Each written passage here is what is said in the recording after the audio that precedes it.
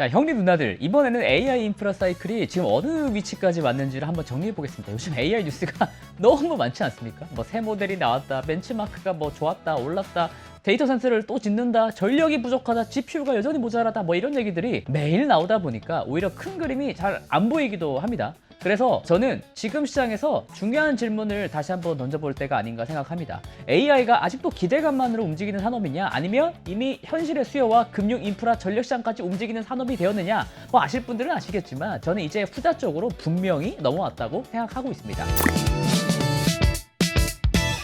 자, 먼저 오늘 이야기의 출발점은 엔트로픽이라는 회사가 출시했던 비밀스러운 모델 미토스입니다.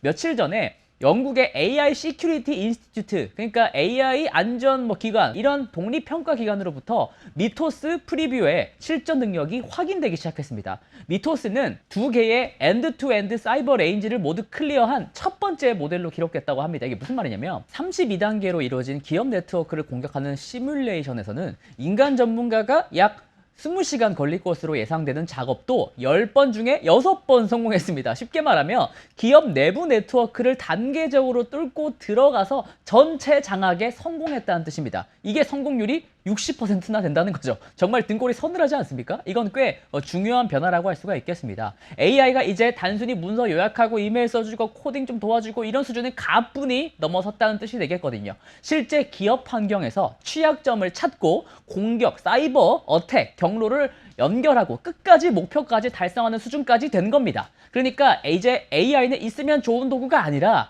기업 보안 입장에서는 안 쓰면 위험해지는 방어 인프라가 되고 있다는 거죠.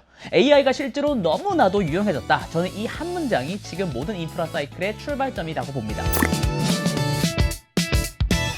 AI가 정말 쓸모 있어졌다면 그 다음에는 매출 숫자로 확인되어야 합니다. 여기서 오픈 AI와 엔트로픽의 ARR 이야기가 나옵니다. 유명 헤지펀드인 알티미터 캐피탈의 CEO 브래드 거스트너에 따르면 오픈 AI와 엔트로픽의 합산 ARR이 올해 초 약 300억 달러였는데 불과 4개월 만에 800억 달러까지 불어났다고 합니다.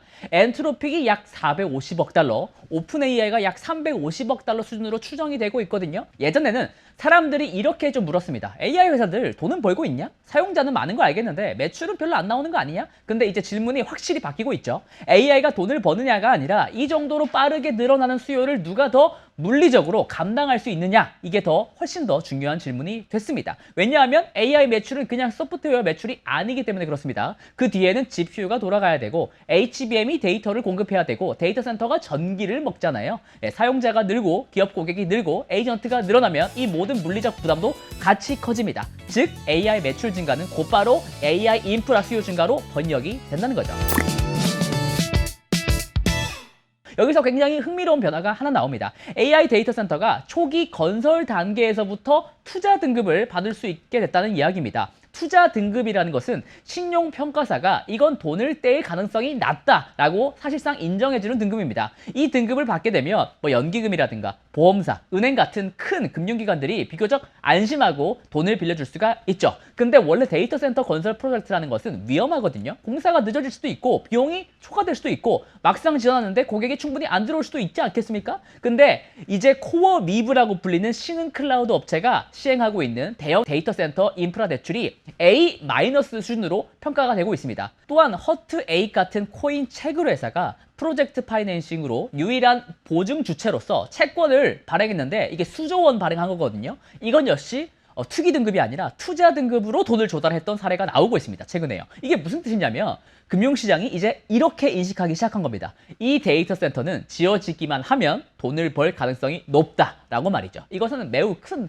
변화라고 할 수가 있겠습니다. AI 데이터 센터가 위험한 성장 프로젝트가 아니라 도로, 발전소, 항만 같은 제도권 인프라 자산으로 완전히 인정받기 시작했다는 뜻입니다. 여기서 블랙락의 CEO 레리 핑크의 발언이 굉장히 중요합니다. 며칠 전에 레리 핑크는 지금 우리가 컴퓨터도 부족하고 전력도 부족하고 칩도 부족하고 메모리도 부족하다 이렇게 말을 했습니다. 그리고 더 나아가서 컴퓨트, 그러니까 연산자원 칩이 새로운 자산군이 될 것이다 라고 말을 했습니다. 이게 그냥 멋있는 표현이 아니에요. 실제로 CME 그룹이 있습니다. CME 그룹. CME 그룹이 실리콘 데이터라는 데이터 회사와 함께 이른바 AI 컴퓨트 선물 시장, 퓨처스 선물 시장을 준비하고 있습니다. 원유 가격 변동을 해지하려고 원유 선물이 있고 천연가스 가격 변동을 해지하려는 가스 선물이 있듯이 이제는 GPU 컴퓨팅 파워의 가격 변동도 해지하는 금융상품이 생기려는 겁니다. 이것은 정말 상징적이다라고 할 수가 있습니다. 컴퓨트가요, 단순한 클라우드 서비스에서 희소하고 가격이 붙고 금융시장에서 거래되는 디지털 시대의 원자재로 바뀌고 있다는 뜻이기 때문에 그렇습니다. AI 인프라가 테크 기업 내부의 문제가 아니라 금융시장 전체가 가격을 매기는 자산이 되고 있다는 거죠. 수요가 진짜고 컴퓨터가 부족하고 금융시장도 이걸 자산으로 보기 시작했다면 빅테크는 어떻게 해야 될까요? 더 지어야 합니다. 더 사야 합니다. 그리고 더 깔아야 합니다. 트럼프 체제에서 AI와 가상자산 정책 방향에 큰 영향력을 갖는 일명 짜르 역할을 했던 사람이 있는데요. 데이비드 sak스라는 사람입니다. 이 사람의 정리에 따르면 5개 하이퍼스케일러 기업들, 그러니까 클라우드 서비스 사업자들, 이 기업들이 캐펙스 전망치, 그러니까 자본 지출 전망치가 계속 상향되고 있습니다. 올해 전망치가 7,650억 달러였는데 한 8,050억 달러까지 올라갔고 2027년이 되면은 1조 달러를 넘을 것으로 지금 보이고 있습니다. 2026년 8,050억 달러라는 숫자는요, 작년에 거의 2배, 2024년에 거의 3배 수준입니다.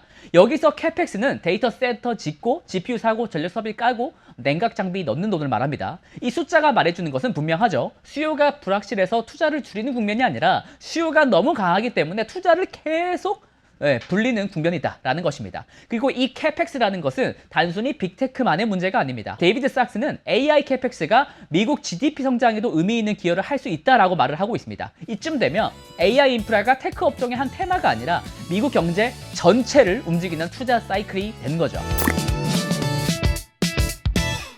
근데 여기서 마지막 질문이 남습니다. 그렇게 많은 돈을 쓰면 결국 남는 게 있느냐? 네, 이 질문이 굉장히 근본적이고 중요하지 않겠습니까? AI 인프라 사이클이 진짜인지 버블인지는 여기서 갈린다고 할 수 있습니다. 골드만삭스가 며칠 전에 분석을 내왔는데요. 2030년까지 컨슈머 에이전츠와 엔터프라이즈 에이전츠가 토큰 소비를 현재 용량 대비 24배 이상 끌어올릴 수 있다고 보고 있습니다. 그리고 2026년 상반기부터 토큰 이코노믹스가 파지티브로 전환되기 시작한다라고 말을 하고 있습니다. 이게 무슨 말이냐면요. AI 인프라는 처음에 돈이 많이 듭니다. GPU도 당연히 비싸고 데이터 센터 짓는 것은 더 비싸고 전기도 많이 먹습니다. 그래서 GPU가 놀면은 큰일이지 않겠습니까? 비싼 공장을 지어놨는데 기기가 멈춰 있는 것과 같기 때문에 그렇습니다. 근데 에이전트가 등장하면 상황이 조금 달라집니다. 일반적인 챗봇에서의 채팅은 사용자가 질문할 때만 잠깐 돌아가게 되죠. 근데 에이전트는 메일을 읽고 문서를 확인하고 코드를 직접 짜고 테스트도 해보고 다시 고치고 도구를 부르고 또 검증도 혼자 합니다. 하루 종일 인간이 잘 때 백그라운드에서 돌아갈 수가 있습니다. 그러면 GPU가 더 오래, 더 꾸준히, 더 많이 돌아가게 됩니다. 즉 인프라 이용률이 올라가게 됩니다. 이용률이 올라가게 되면 고정비가 더 많은 토큰에 나눠지게 됩니다. 그렇다게 되면 토큰 하나당 원가가 내려가게 된다는 거죠. 토큰당 원가가 내려가면 마진이 좋아지잖아요. 마진이 좋아지면 다시 더 좋은 모델과 더 큰 데이터 센터에 돈을 투자할 수가 있는 여력이 생깁니다. 그러니까 에이전트 수요가 증가하면 GPU 이용률이 올라가고 이용률이 올라가면 토큰당 원가는 줄어드는 셈이고 이것은 곧 마진 개선을 의미하며 이걸로 번 돈으로 다시 재투자하는 그런 사이클이 되겠습니다. 여기에 젠슨 CEO가 며칠 전 했던 발언까지 붙이면은 그림이 완성이 되는데요. 그는 최근 몇 달 사이에 AI가 유용해졌고 에이전트는 기존 생성형 AI보다 훨씬 더 많은 연상량을 요구하면서 GPU 소비가 지붕을 뚫고 있다라고 말을 했습니다. 심지어 4년에서 5년 된 구형, 그러니까 옛날 GPU 가격도 오래된 와인보다 빠르게 최근 가격이 오른다고 말을 했죠. 이것은 신형 GPU만 부족하다는 얘기가 아니라요. 수요가 너무 강하다 보니까 중고 시장까지 달아오르고 있다는 뜻입니다. 결국 오늘 결론은 이겁니다. AI 인프라 사이클은 끝물이 아닙니다. 오히려 모델 능력, 기업 매출, 데이터 센터 금융, 컴퓨트 상품화, 하이퍼스케일러 캐펙스, 그 토큰 경제학까지 막 하나로 맞물리기 시작한 초입에 가깝다고 저는 생각을 하고 있습니다. 물론 과열도 있을 수 있습니다. 비싼 주식도 있을 거고요. 이상한 프로젝트도 있을 수 있습니다. 하지만 사이클 전체로 봤을 때는 지금 벌어진 일은 단순한 테마 장세가 아닙니다. AI가 유용해졌고 유용해진 AI는 더 많은 컴퓨터를 요구하고 부족한 컴퓨터는 자본과 전력과 금융시장을 다 끌어들이고 있습니다. 저는 이게 지금 AI 인프라 사이클의 현재 위치다라고 생각을 합니다. 형님나들의 생각은 어떠신가요? 데이터는 이미 말해 흐름은 바뀌고 있어. AI가 그리는 방향 그 안에 답이 있어. 스마트폰이 움직이는 곳 그게 바로 힌트야. 한 종목이 집